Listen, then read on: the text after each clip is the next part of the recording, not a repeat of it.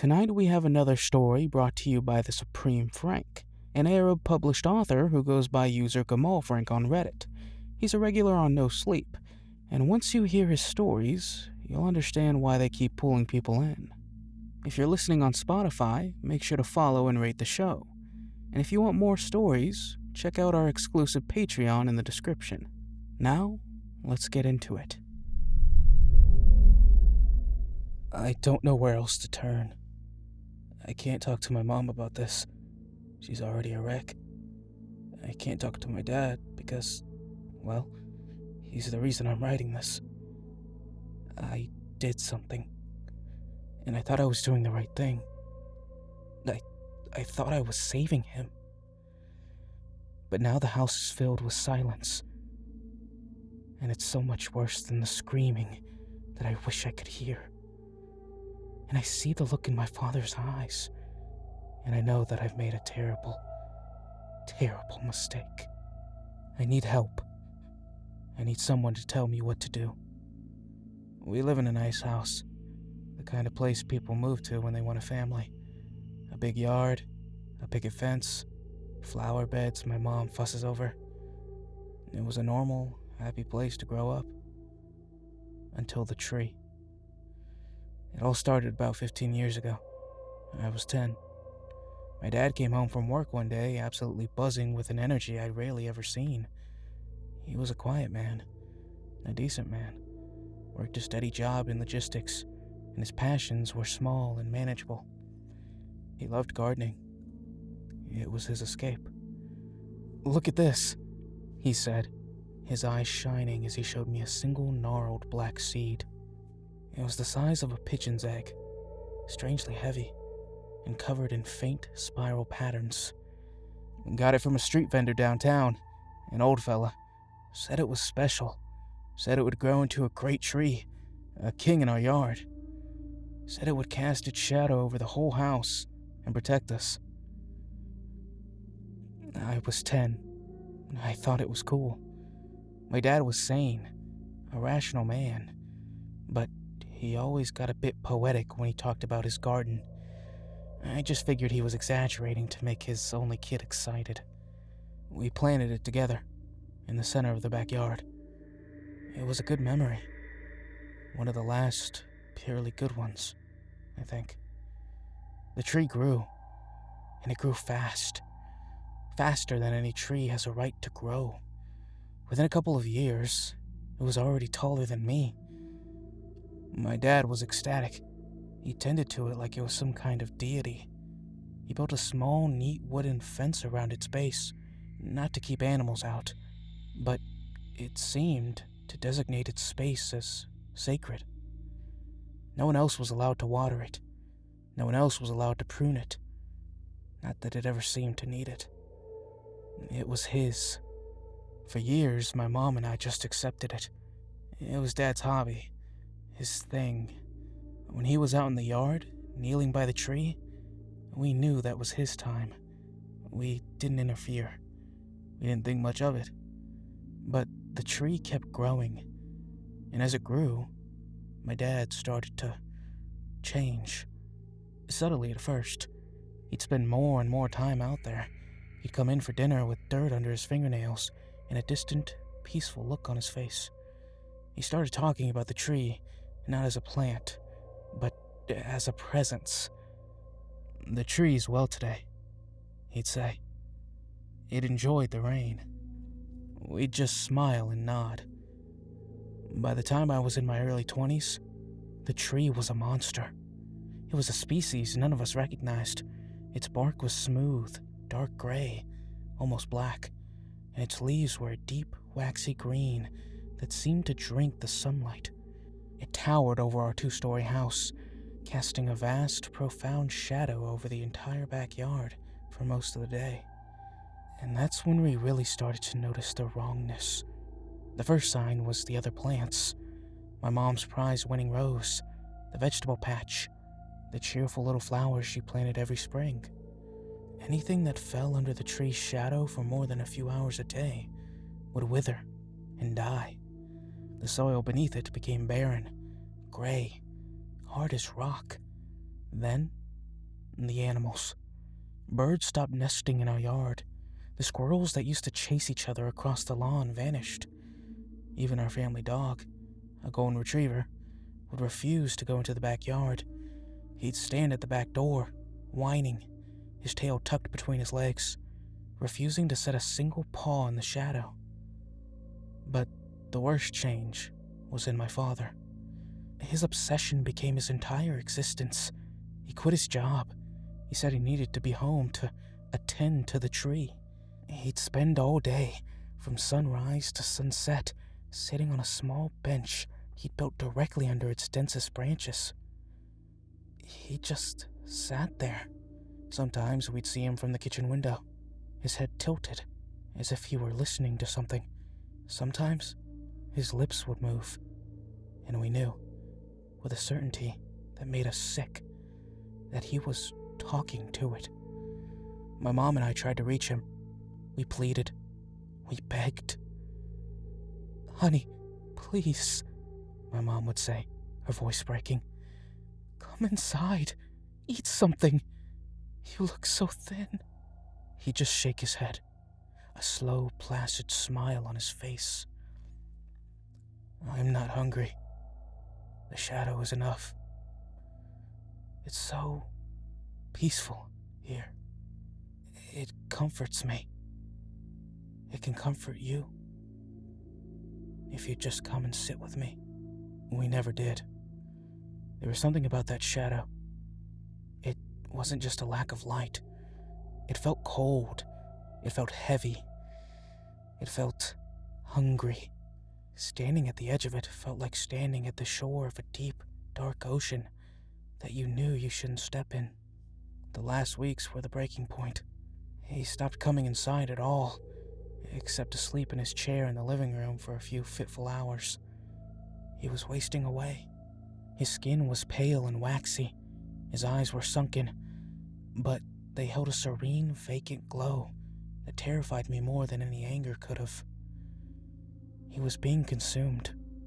The tree was eating him alive, and he was letting it. I decided I had to do something. I had to save him.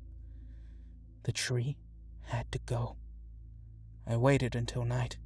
I watched through the window until he finally, reluctantly came inside and slumped into his armchair, following into his usual restless sleep. The house was silent. My mom was already asleep upstairs. This was my chance. I grabbed the heavy wood-splitting axe from the garage. My hands were sweating, my heart pounding a frantic, terrified rhythm against my ribs. I stepped out the back door. The yard was bathed in the pale, ethereal light of a full moon, but the ground beneath the tree was a pit of absolute blackness. I stepped into the shadow. The cold was immediate, shocking. It wasn't a natural cold. It was a deep, draining cold that seemed to pull the warmth directly from my bones. I walked to the base of the tree. Its smooth black bark felt strangely slick to the touch, almost like skin. I raised the axe. As the metal head touched the bark, I heard it, a whisper, right beside my ear, a voice that was both male and female, old and young. It was a rustle of leaves and a sigh of wind and a voice all at once.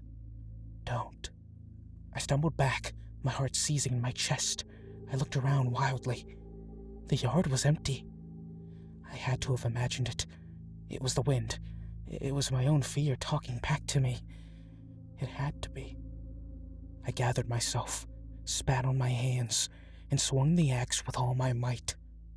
The sound was dull, wet, not the sharp crack of an axe on wood that I was expecting. It felt like hitting a side of beef. The axe bit deep into the trunk. I wrenched it free, and a dark liquid, black in the moonlight, began to ooze from the gash. I ignored it. I swung again, and again, and again. I fell into a frantic, desperate rhythm, sweat pouring down my face, my muscles screaming. The wet, fleshy thud of an axe, the splatter of the dark sap, the deep, draining cold of the shadow. It was a nightmare. With every swing, the ooze from the gash followed more freely. The coppery metallic smell of it filled the air. It was a smell that I knew. A smell that had no business being here. It was the smell of blood. I touched the sticky liquid with my fingers, brought them to my nose. It was blood. Thick, dark, real blood. Panic, stark and absolute, seized me. I wanted to run. I wanted to drop the axe and flee and never look back. But then I thought about my father, of his vacant, smiling face, of him wasting away on his bench. I couldn't stop. I had to finish it. I screamed, a raw, wordless sound of rage and fear, and I put everything I had into the last few swings. The gash widened, the tree groaned, a deep, shuddering sound that seemed to shake the very ground. And then, with a final, tearing shriek of splintering matter, it fell. It crashed into the yard with a ground-shaking boom, its great branches shattering my mom's empty flower pots. Silence. The shadow was gone. I was panting, leaning on the axe, my blood trembling with exhaustion and adrenaline. My eyes were drawn to the stump, to the place where I had cut it. I pulled the small flashlight from my back pocket and aimed the beam at the wood. The inside of the tree wasn't wood. It was a chaotic, fibrous mass of what looked like dark red muscle and pale, glistening sinew, all woven around a central, horrifying core. Where I had cut the tree in half, I had also cut it in half. Embedded in the center of the trunk, integrated into its very being, was the torso of a human being. I could see the curve of the rib cage, the shape of the spine, the pale, rubbery look of preserved flesh. I had cut it clean through. The dark blood was still pouring from it, soaking into the ground. I didn't know what to do. I couldn't scream. I couldn't move. My mind simply stopped. What was this? Who was this? Was this what my father had been talking to? Burn it. The voice came from behind me. It was quiet, raspy, and broken. I spun around, my flashlight beam cutting wildly through the darkness. My father was standing at the edge of the patio. He wasn't looking at me. He was staring at the fallen tree, at the mangled, bleeding stump, and the expression on his face. It was the most profound, gut-wrenching sadness I had ever witnessed. The vacant serenity was gone, replaced by a grief so deep it looked like it had cracked his very soul. "Dad," I whispered. "We have to burn it," he repeated, his voice hollow. "All of it. Now." We worked together in a grim, silent ritual.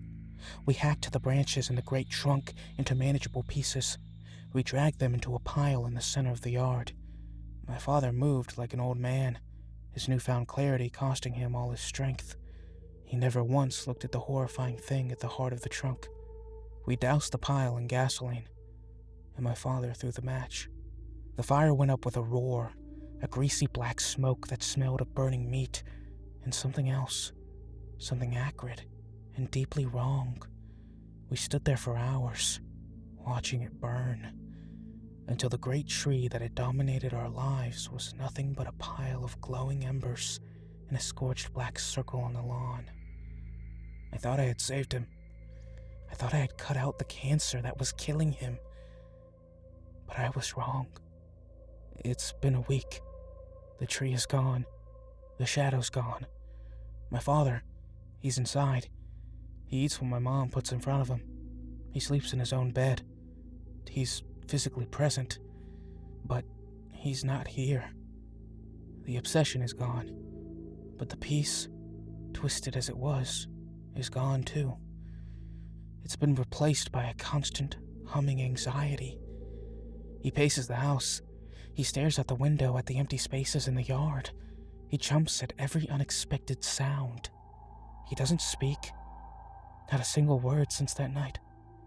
He just looks at me sometimes, with those haunted, broken eyes.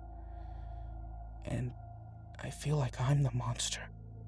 I destroyed the thing that was consuming him, and in doing so, I seem to have destroyed him too. I traded a smiling zombie for a silent, terrified ghost. What was that thing? What do I do? And how? How do I fix my dad? Is there any way to bring him back from whatever edge I've just pushed him over?